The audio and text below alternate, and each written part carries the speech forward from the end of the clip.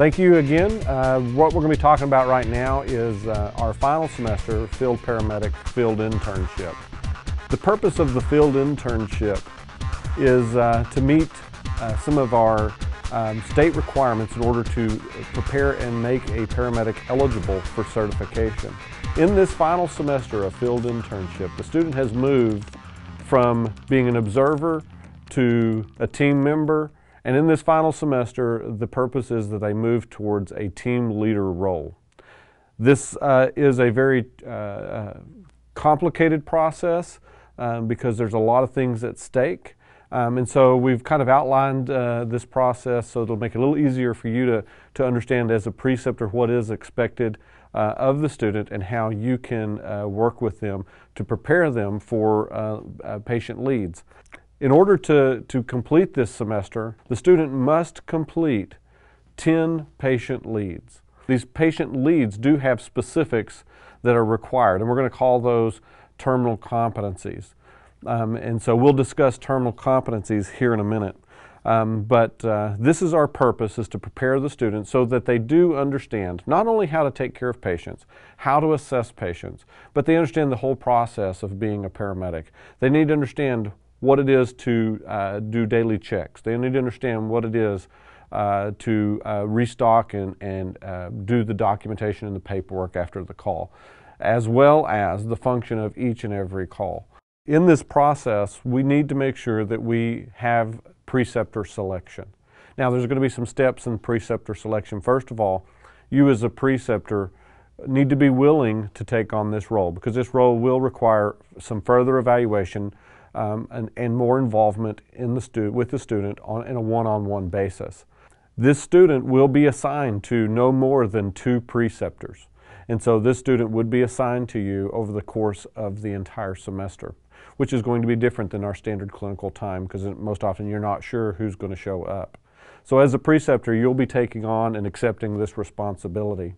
Additionally, we will need to have the service that you're working for willing to assign you that role as a preceptor. So there may be some concerns that the service has, and they'll be the ones to outline those expectations of allowing certain people the opportunity to be a preceptor. And those guidelines are going to be solely based upon the service's decision.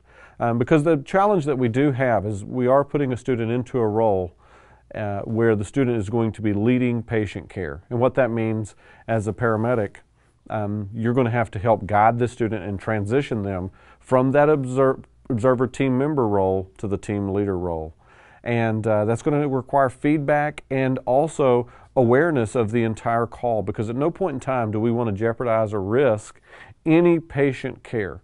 And so there's a fine line of guiding and leading a student, and stepping away and letting them take complete control. At no time should a student be left to take absolute control. Every step should be monitored and guided by the preceptor. And so this is going to be a very important process. And then finally, us at TSTC, the faculty and staff, will also work in this decision making about preceptors and students and how those roles are assigned, based upon our knowledge of the student and our knowledge of the maybe particular challenges that a student may have. And we want to make sure that we optimize the opportunities and we minimize any kind of challenges that might be out there at the clinical site. So those are important parts of preceptor selection.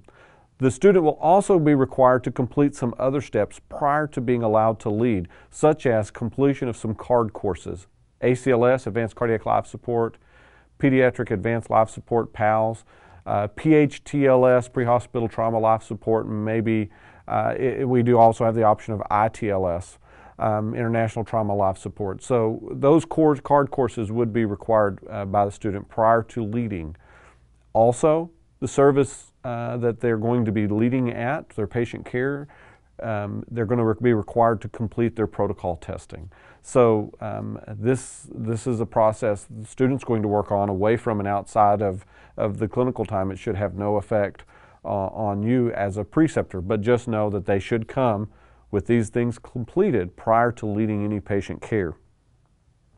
We'll also do some orientation time with the student and you as the preceptor. So what we'll ask is that the student sign up to schedule some clinical ride-out time and either ride 1 to 2 shifts with you without any intent in leading patient care. Their objective is to communicate and work with you in understanding what your expectations are as the paramedic on that ambulance and them having the opportunity to lead patient care.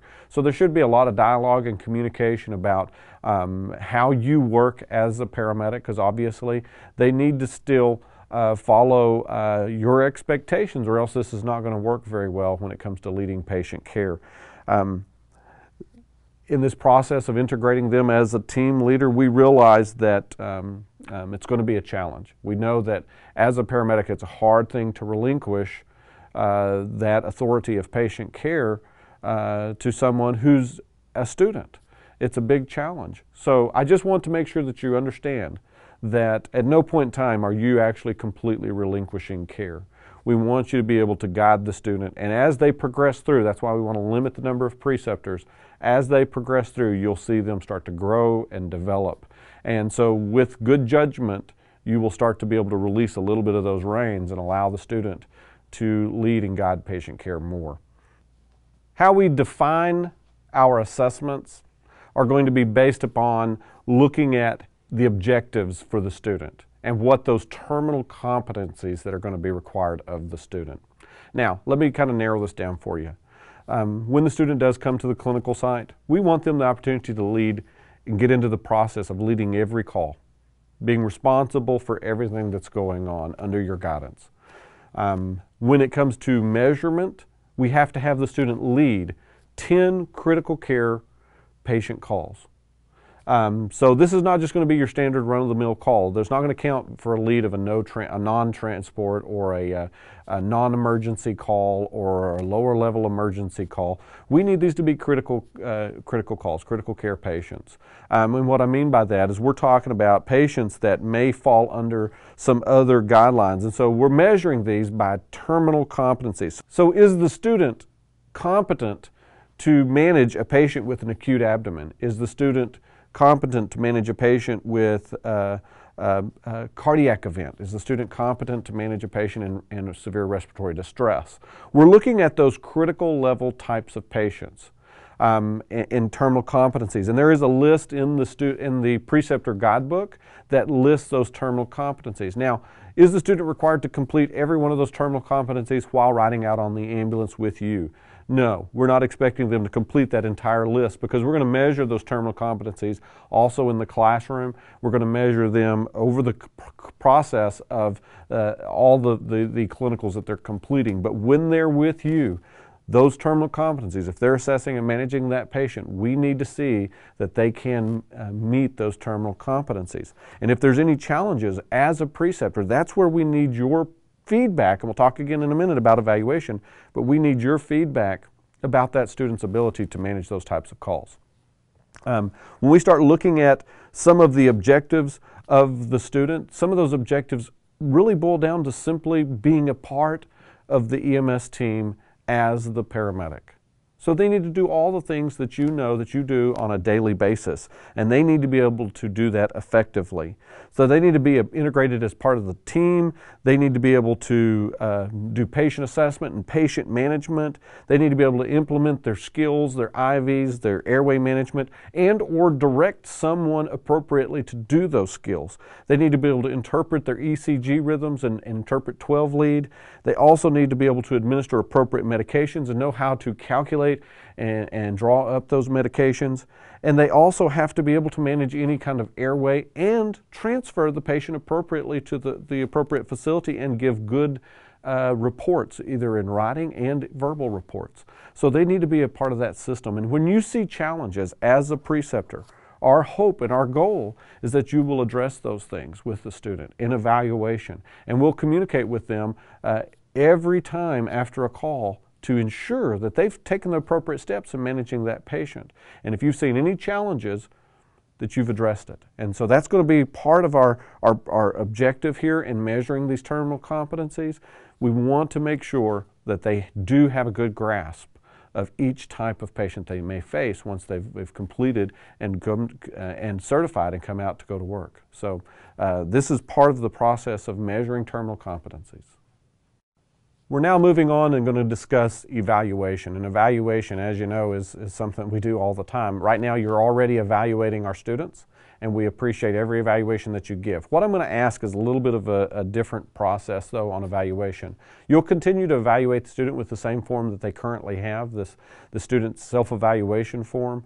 And what I want you to realize, and I've already talked about evaluation in a previous video, is that this is a critical aspect of the student's growth and development and our awareness of how they've performed. What's new is going to be what's called a rotation summary form. And after every clinical, the student is going to provide you with this form, and we're going to ask that you evaluate them. This is going to be based upon two simple evaluations. Has the student met this objective or not? It's a yes or no answer. You might not be evaluating them. There may be no information to evaluate. But if there is, then it's a yes or it's a no. And my expectation, what I anticipate, is that in the beginning there should be plenty of no's, because these students are not ready to be paramedics yet. They're still growing, they're still developing. And so you have to take some time to really look at and say, is this student ready today to be a paramedic in the field? That's a yes if they are. It's a no if you see that they're not. Some of the areas in this rotation summary form that are going to be evaluated, and I'll discuss a little bit with you, is going to be integrity, empathy, self-motivation, appearance and personal hygiene, self-confidence, communications, time management, teamwork and diplomacy, respect, patient advocacy, careful service delivery. And these are all part of the affective measure. This is part of the professional ability. Now, some of these they should come and be pretty strong on, because we've worked hard with, how they look and how they're prepared. And they should have strong integrity. But I can promise you a lot of them are going to lack some self-confidence probably. They may not be communicating very well. They may have some aspects of teamwork and diplomacy that need work because they've never been in the role of trying to lead patient care. Maybe they don't know how to step in and take over that role as a team leader. And this is where you're probably going to have some no's. Wherever those no's are, what I would like for you to do is take time to evaluate and give the student feedback about those and document those. The student should respond, and there should be a plan for improvement from the student on how am I going to do better the next time I come ride with you. The other portion of this that they're going to measure in this rotation summary form is the cognitive portion and the psychomotor or the skill portion. So we're going to look at the student's occupational health and safety. Are they displaying appropriate safety measures, and are they conscientious of those safety measures? Vascular access, medication administration, bag valve mask ventilation, endotracheal intubation, patient assessment and management, probably the number one that's going to be a challenge for them. Written record keeping, verbal communications, ECG acquisition and interpretation, and call management. So these are obviously going to be where we're going to see some more no's. What I want you to do, and I want you to think about as you go through this portion of the rotation summary form, is that you look at how do you define and how do you determine that they are ready for field? How are you going to determine this? Because it's going to be hard sometimes on these to evaluate. We want you to give good thought. Why was the patient assessment and management not up to par? Look at it critically. How does it match with protocol? And give good feedback on this one. And this again, like I said, this is one where sometimes it becomes a little bit challenging because it feels like maybe you're stepping on their toes.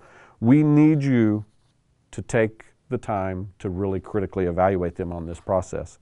The student cannot complete until they've turned every no into a yes. They should be at a yes all the way across in their final clinicals, and that they will be required to be there in order for me to give them a course completion. So This is something that is very important in the process of evaluation. Also, after every call, that form is filled out at the end of the day. The next form, the call summary form, is filled out after every call. And primarily the student is responsible for completing a large portion of this form. However, what you're going to do is you're going to be rating the student on each call specifically in areas of basically from 1, 2, or 3. 1 being fails to perform, 2 being borderline inconsistent, and 3 being competent.